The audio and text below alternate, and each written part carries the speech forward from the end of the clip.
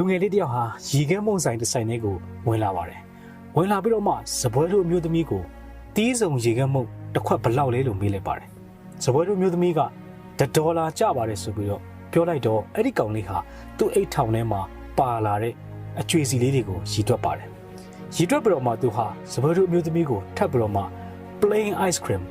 ရိုးရိုးရေခဲမုံတစ်ခွက်ဆိုရင်ရောဘလောက်ကျမလဲလို့မေးတဲ့အခါမှာစပွဲတို့အမျိုးသမီးဟာစိတ်မရှိလက်မရှိနဲ့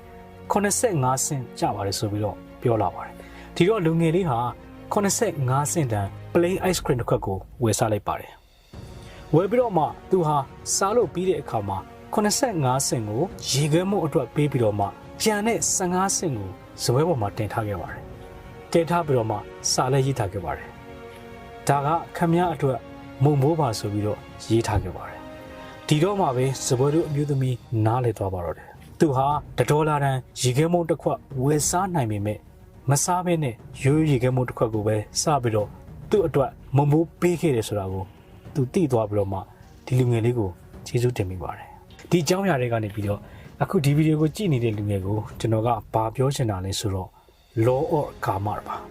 ကံကံဤအကျိုးပါဒီလူငယ်လေးဟာစပွဲတို့မျိုးသမီးကို15 centပေးလိုက်လို့သူ့အတွက်ဘာမှပြန်ရချင်မှရပါလိမ့်မယ်ဒါပေမဲ့သူပြန်ရလိုက်တာတခုရှိပါတယ်အဲ့ဒါကဘာလဲဆိုတော့စိတ်ချမ်းမြေ့မှုပါစိတ်ချမ်းသာမှုပါအဲ့ဒီစိတ်ချမ်းသာမှုကနေ့တစ်နေ့လုံးကိုသူ့ကိုပျော်ရွှင်အောင်လုပ်ပေးနိုင်ပါတယ်အဲ့ဒီပျော်ရွှင်တဲ့နေ့တစ်နေ့ကပဲသူ့အတွက်ပျော်ရွှင်တဲ့ဘဝတစ်ခုကိုဖန်တီးပေးနိုင်ပါတယ်ဒီတော့ကျွန်တော်တို့ကံကံဤအကျိုးပါ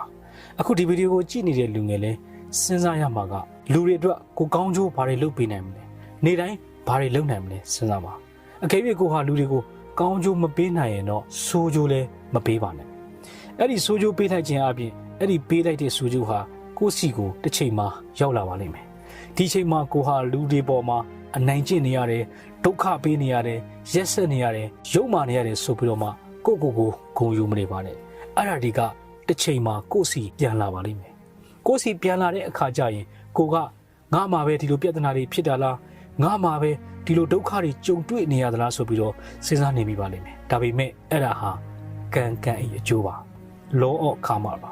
ဒီတော့ကျွန်တော်ရဲ့လူငယ်တွေဟာဒီဟာနောက်ကံကောင်းအောင်မလုပ်ကြမလဲဆိုတော့တခြားသူတွေကိုတတ်နိုင်တာလေးတွေအကူအညီပေးပါ